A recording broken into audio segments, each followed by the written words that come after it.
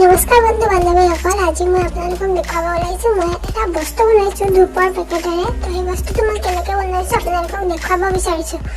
আপোনালোক চাবলৈ ৰেডি?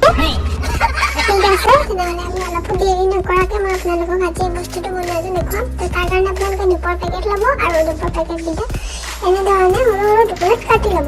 কটাৰ পাছত আপোনালোকে এই টুকুৰাকেইটা ফোল্ড কৰিব। মই কৰা ধৰণে কৰিব। এনেধৰণে কৰিব। কৰাৰ পাছত আপোনালোকে এইটো জইন কৰিব। তো জইনটো কেনেকৈ কৰিছোঁ সেইটো চাওক। সৰুতে নিচে আমি ধূপৰ পেকেটেৰে এই বস্তুটো বনাইছোঁ, হ'লেও মই আজি সৰুকালটো মনত পৰাৰ কাৰণে মই বস্তুটো আকৌ এবাৰ বনাই চালোঁ। এনেধৰণে ভি হোৱাৰ পাছত আপোনালোকে বস্তুটো বনাব। তো মই ইয়াতে আগতীয়াকৈ 3টা কৰি লৈছোঁ। তো এতিয়া মই যোনটো দীঘলীয়া চেইনটো বনাই থৈছোঁ, চেইনটো কেনেকৈ আকৌ জইন কৰোঁ সেইটো এবাৰ দেখুৱাই দিছোঁ আপোনালোকক।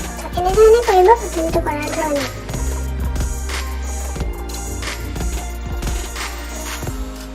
ঠিক এনেদৰে আমাৰ এই বস্তুটো বনাই হৈ গ'ল। তো আমি ইয়াক আৰু জইন কৰিম।